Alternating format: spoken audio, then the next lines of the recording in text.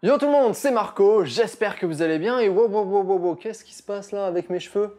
Oula, ce serait peut-être temps d'aller chez le coiffeur, hein. Bon allez, c'est parti, boum. Oh yeah, pas mal ça va beaucoup mieux, petite coupe de cheveux, tranquille. En plus c'est l'été, ça va me rafraîchir, moins de cheveux, c'est parfait. En parlant de fraîcheur d'ailleurs, aujourd'hui, on va refroidir un CPU avec le nouveau Be Quiet Dark Rock Pro 4. Allez, c'est parti, je vous emmène. Ok, je vais pas vous le cacher, les deux gros problèmes du Dark Rock Pro 3, c'était son installation qui était vraiment compliqué, c'était hyper galère de l'installer, on y passait facilement 15-20 minutes juste pour installer le ventirad, et deux, sa compatibilité avec la RAM qui était assez limitée, il vous fallait clairement des RAM low profile si vous vouliez avoir aucun problème, surtout si vous vouliez mettre 4 barrettes de mémoire. J'ai de la Vengeance Pro, enfin de la Vengeance LED de chez Corsair, et je peux pas mettre ma 4e barrette de RAM.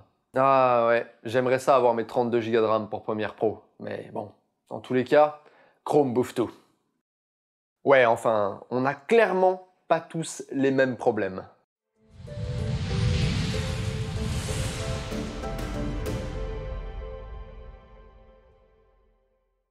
Et déjà, comme d'habitude, on va commencer par le package. On retrouve les manuels d'instruction et également tout le matériel nécessaire pour les différents sockets et pour les installations. Et déjà, première mention super nice, les photos pour les explications. C'est pas grand chose, mais ça rajoute beaucoup. Ça fait pas mal de différence pour mieux visualiser comment installer le ventirad. Ensuite, en plus de ça, on va retrouver un petit splitter en Y pour connecter les deux ventilateurs sur la même prise PWM sur la carte mère, de la petite part thermique et enfin tous les brackets d'installation et puis toutes les vis nécessaires. Vas-y, dis-moi. Ah. Waouh. Ok. Merci. On a un thé maintenant. Parfait. Allez. Ah, c'est chaud. Ok. J'en étais où? Ah oui. Le manuel d'installation, le matériel et ma deuxième mention spéciale pour Be Quiet, le tournevis aimanté fourni. Alors oui, Be Quiet vous offre un tournevis aimanté d'une longueur quand même plutôt respectable, on va dire ça comme ça, et c'est vraiment un ajout non négligeable au package, mais en même temps, ils sont obligés de le fournir avec parce que sans un tournevis de cette longueur-là, vous pouvez difficilement installer le ventirad. Ah bah j'ai vu le tournevis, moi j'étais clairement vendu, hein. Là je vous le dis tout de suite, hein. Mais bon, je sais, il faut pas grand-chose. Et en dernier, bien évidemment, on va retrouver le ventirad avec ses deux petits ventilateurs Silent Wing, et encore une fois, on le voit, mais c'est un des plus imposants air cooling du marché, avec deux tours, avec moult ailettes clairement, et qui sont traversées par 7 caléoducs en cuivre, donc chacune, donc ça fait un total de 14 caléoducs. Avec son ancêtre, le Dark Rock Pro 3 et le Noctua NHD15, c'est sans conteste les ventirades les plus haut de gamme du marché et également les plus efficaces. On va donc avoir deux ventilateurs Silent Wing 3 qui sont fournis avec, un premier de 135 mm qui va se placer entre les deux tours et un deuxième de 120 qui va se placer sur un des deux côtés. D'ailleurs, ils en ont choisi un de 120 pour les bords afin d'augmenter un petit peu la compatibilité avec les barrettes de mémoire. Les deux viennent se brancher en PWM, jusque-là pas de souci, et c'est des ventilateurs à basse vitesse de rotation. On est sur du 1200 et 1400 RPM maximum respectivement, donc ils vont être plutôt très silencieux comme vous le verrez après. Au niveau des caractéristiques de l'air cooling en lui-même, on va se retrouver avec un bébé qui fait 1130 grammes, donc plus d'1 kg, c'est assez lourd, pour des dimensions de 163 mm de haut, 136 de large et 146 de profondeur. Voilà. Et pour ce qui est des sockets avec Intel, ça va être compatible avec 775, 1366, les 1150, 1151 et bien évidemment les 2011. Et pour AMD, on a toute la clique AM2, AM2+, AM3, AM3+, AM4, FM1, FM2, FM2+. Le seul truc qu'on n'a pas, c'est qu'on n'a pas de support pour AMD TR4, donc pour Threadripper. Bon, sinon, c'est quoi les changements majeurs par rapport à son petit frère? Alors, premièrement, le profil des ailettes qui a été un petit peu revu et retravaillé, ce qui fait que maintenant, le flux d'air a une meilleure pression et un meilleur débit, ce qui fait que l'échange thermique est un petit peu plus efficace. Ouais, comme moi samedi soir. Meilleure pression, meilleur débit. Et ouais.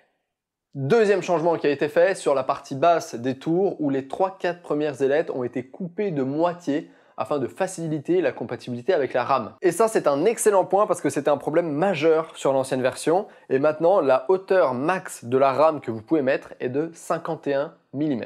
Voilà, juste pour vous dire. À part ça, au niveau du design par exemple, il n'y a pas eu grand changement. Le haut est toujours recouvert d'une plaque en alu brossé, la base est toujours hyper bien polie et on retrouve l'ensemble de la peinture noire sur le ventirad qui est très joli, mais qui a tendance à s'érafler assez facilement, notamment par exemple lors de l'installation des ventilateurs. Bon, maintenant la question que tout le monde se pose, l'installation. Est-ce qu'elle est plus simple? En un mot, oui et non. Ça fait 3 mots. Ta gueule! En vrai, l'installation est réellement bien plus simple, mais moi j'ai juste galéré parce que j'ai voulu la faire dans mon boîtier sans sortir ma carte mère. Et pour la mise en place des ventilos notamment, c'est là que c'était un petit peu compliqué parce que j'étais gêné par le reste de mes composants par exemple. Pour commencer, le positionnement et la fixation du ventirad, c'est presque un jeu d'enfant par rapport au Darkrock Pro 3, sans déconner. Le seul truc, c'est que vous devez enlever le ventilateur au milieu afin d'avoir accès aux vis de fixation avec le long tournevis qu'ils vous ont fourni.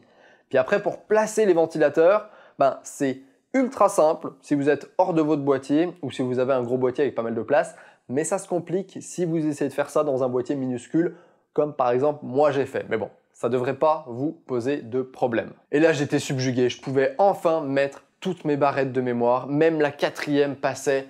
Alléluia mes 32 Go de RAM, oh oui. Bon, sinon, pour les tests de performance en refroidissement, j'ai testé ça sur mon Ryzen 7 1800X à la fréquence de base et au voltage de base, avec du coup 32 Go de RAM DDR4, voilà. Et j'ai comparé ça au Darkrock Pro 3 que j'avais avant sur le même système.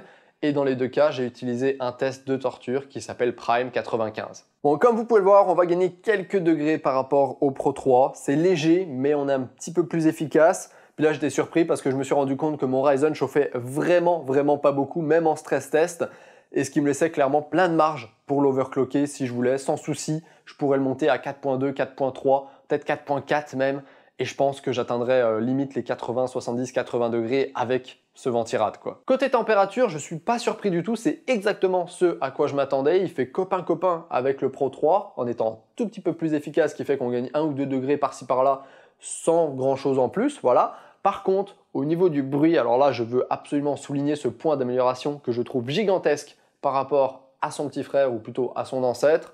Il est clairement plus silencieux du cul, c'est hallucinant. Les ventilateurs à basse vitesse de rotation font une merveille. Je ne peux pas vraiment vous donner des chiffres parce que j'ai pas le matériel pour tester le volume sonore que faisait mon ancien ventirad par rapport au Be Quiet Pro 4. Mais je peux vous dire que d'un point de vue impression, je le trouve clairement beaucoup plus silencieux. Je l'entends quasiment pas. Ça méritait d'être mentionné. Bref, pour finir, je vous dirais que l'ancien Darkrock Pro 3 était un excellent refroidissement, mais qu'il restait toujours derrière le Noctua NHD15 qui est le roi des ventirades, qu'on se mette d'accord. Mais l'exploit de ce nouveau Pro 4, de cette nouvelle version, c'est de se rapprocher un petit peu plus encore du Noctua et même de le battre sur certains points. D'un point de vue personnel, je trouve qu'il le bat d'un point de vue du bruit. Il est beaucoup plus silencieux que le Noctua. Par contre, il est toujours un petit peu moins performant de quelques degrés, mais il est également plus joli. Puis là, ce qui est un petit peu drôle, c'est que la peinture noire caractéristique des Be Quiet, qui font qu'ils sont plus beaux que les ventirad Noctua généralement, c'est également la raison pour laquelle ils sont un petit peu moins performants. Parce que la peinture, ça diminue un petit peu le coefficient de convection et le transfert de chaleur. Voilà. En un mot, si vous avez 90 boules à mettre dans un ventirad, c'est clairement un excellent choix que je recommande chaudement. Et je vous dirais, ne partez plus sur le Pro 3, partez directement sur le Pro 4 si vous en avez l'occasion. Voilà, en attendant, j'espère que cette vidéo vous aura plu. N'hésitez pas à liker si vous avez liké, disliker si vous avez disliké, laissez vos questions, remarques en commentaire. Et comme d'hab, moi je vous dis à ciao, bonsoir.